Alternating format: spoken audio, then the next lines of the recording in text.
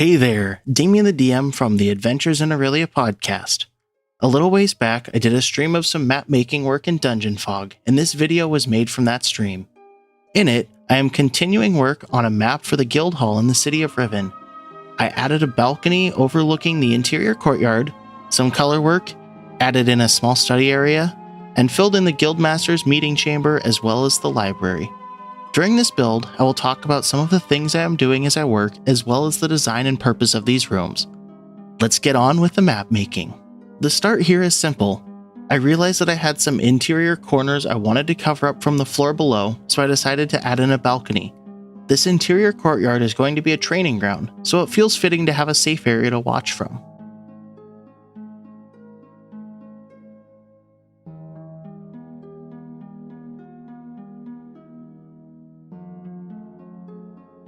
I didn't like how narrow it was originally, so I bumped everything out. However, I didn't want the balcony to touch the walls of the center room, as that is the guildmaster's meeting chamber.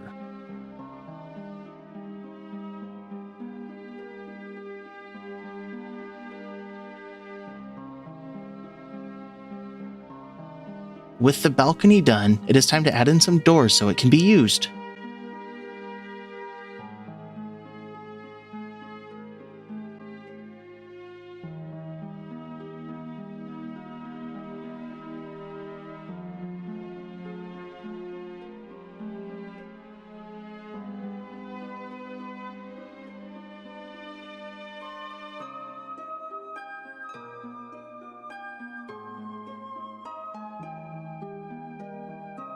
At this point, I start coloring in the beds. You might notice a bit of a theme as I color in more, but the guild's primary color is a dark purple.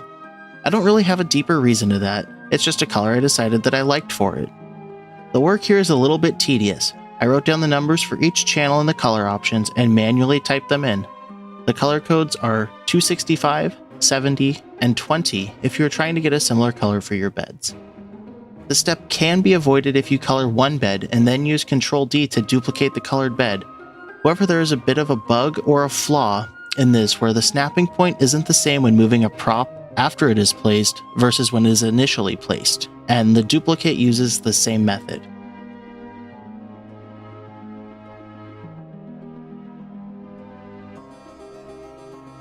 Up until this point, the floors actually haven't been connected, so I added in some stairs. The stairs I am using are a slightly modified version of the base stairs that I made in the Asset Manager. They are 4 wide and 2 tall instead of just being scaled up. Because of the fades on the up and down direction of the stairs, I am personally a fan of offsetting them one space between the upper and lower floors. Props in DungeonFog don't like going outside of the rooms they are in. They can if you set them above walls, but I didn't feel like doing that, so I had to move one of the hidden walls over. These hidden walls make it easier to draw rooms that have a void in them so that you can see the floor below.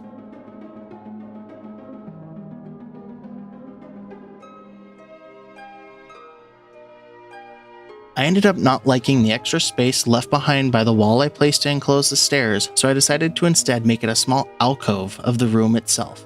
I might add something in here later, or I might just turn it into a closet for cleaning supplies.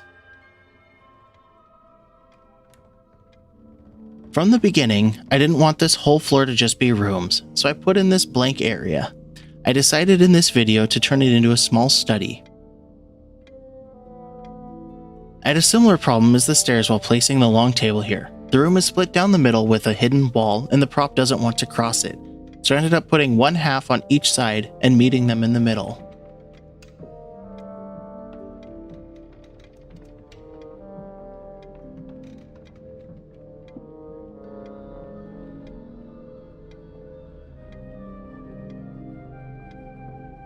I didn't feel that the chair props I chose originally fit the feel of what I wanted for the guild hall, so I sorted through the props to find some better ones.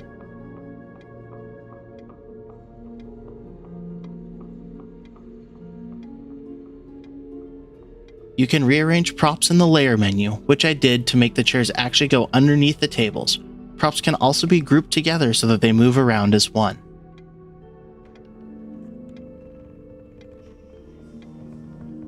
The color of the tables didn't really match the new chairs, so I tried to come up with a color that matched better. In this case, I ended up going with 10, 30, and 20.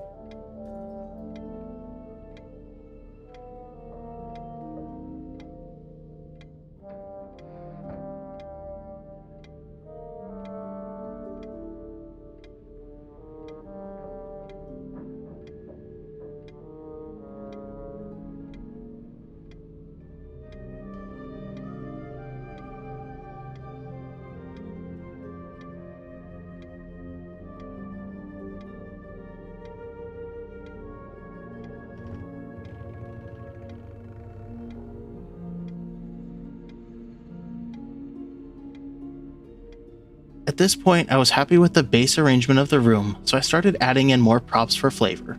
Since this room is meant to serve as a small study area for students, I added in a few books, presumably from the bookshelves, candles, some dishes from a previous meal, and tankards for drinks.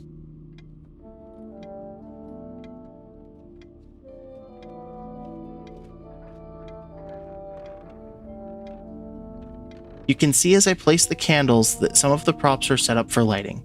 Personally, I make my maps with the primary intention of printing them out for use, so I disable the lighting settings.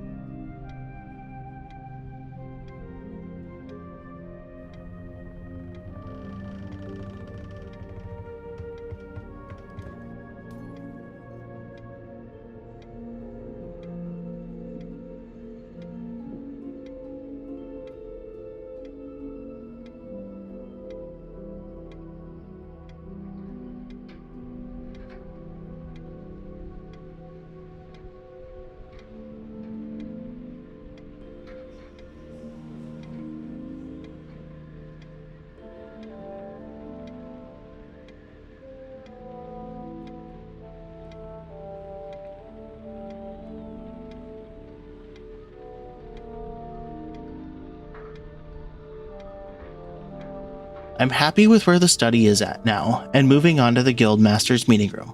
Almost right away, I noticed an issue with the initial layout of the room. There's supposed to be a more public-facing front side of this room where they actually hold their meetings, as well as a back room which holds special books and other research items and the entrance to their living quarters. I started my work here with adding in that new room. Thanks to the wonders of digital map making, this was a simple process, as well as moving the wall when I realized it didn't fit where I placed it initially.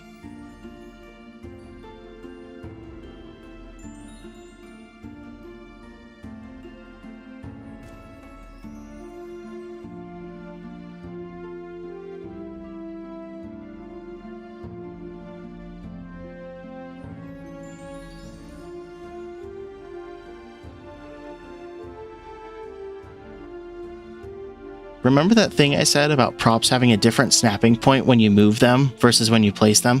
Yup, that just happened. So what is this room and why is it significant? In one of my campaigns, the Erylian Epic, which is recorded, edited, and released as part of the Adventures in Erylia podcast, the party are all members of Syvahl's Guild of Adventurers.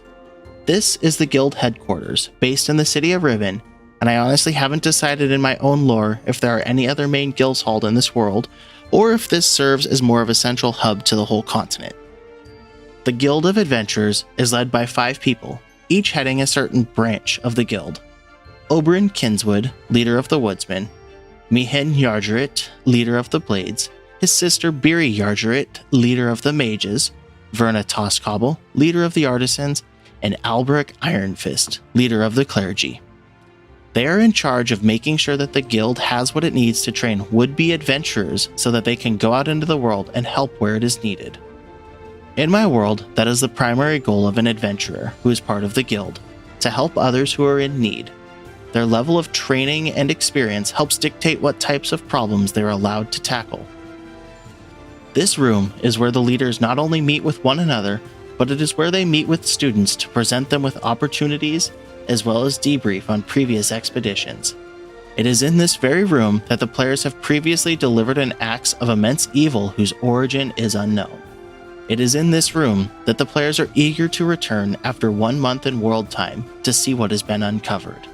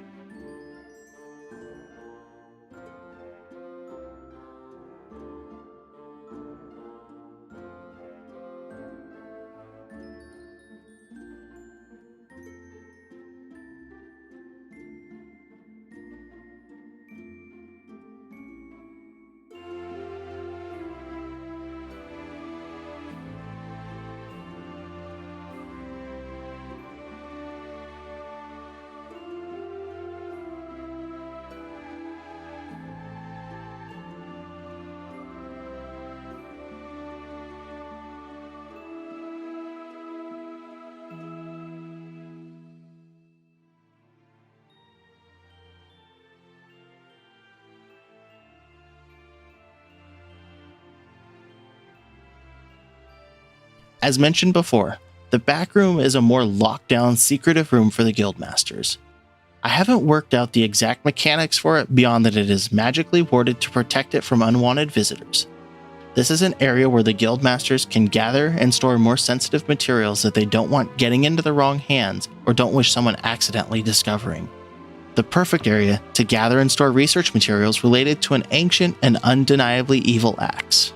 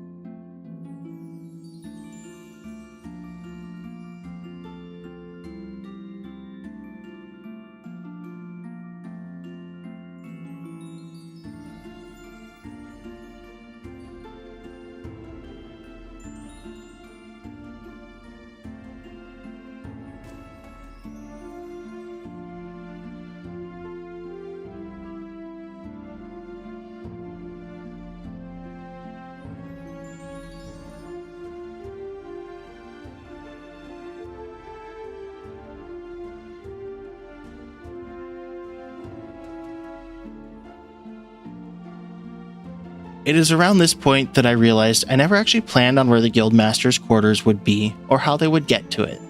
At first, I tried leaving this room as it was and placed a ladder along the back wall. I almost immediately realized that that doesn't make a ton of sense. Why would the guildmasters climb up and down a ladder every time they wanted to go to their rooms? So instead, I made a few changes and added in a fancy spiral staircase.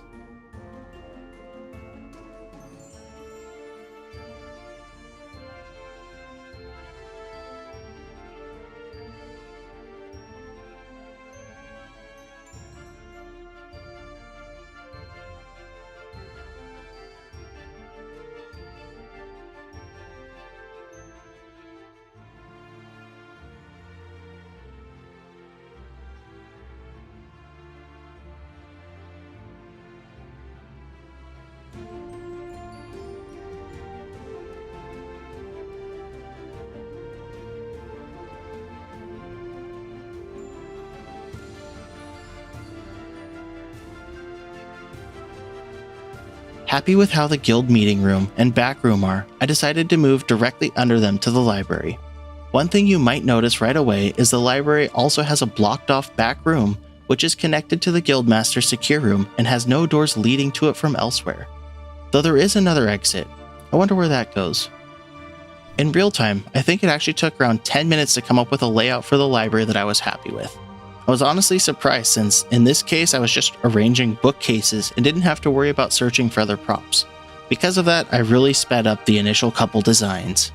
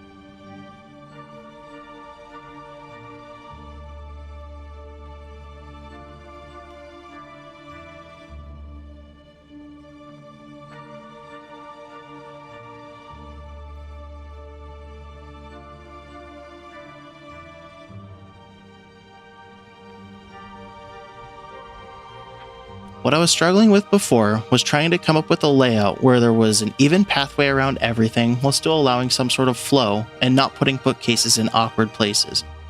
What I think really brought this arrangement to life, however, was when I realized I should have some sort of checkout counter / a records area where there would be logs of what books are available.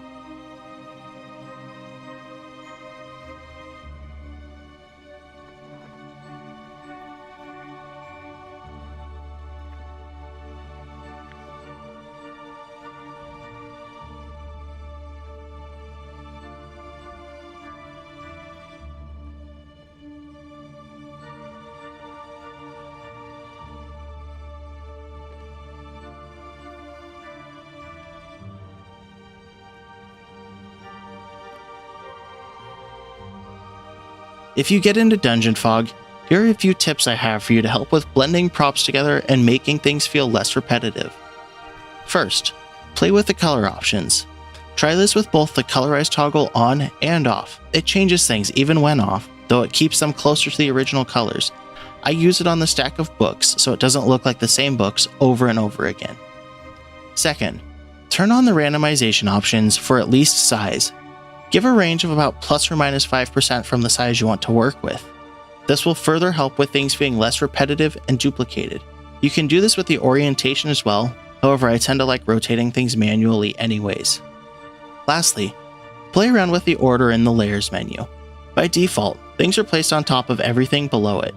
This will make things very stacked if you have groups of items and things have any sort of overlap. I even use this to tuck a couple of rolled up scrolls underneath the tables like they've been knocked onto the floor.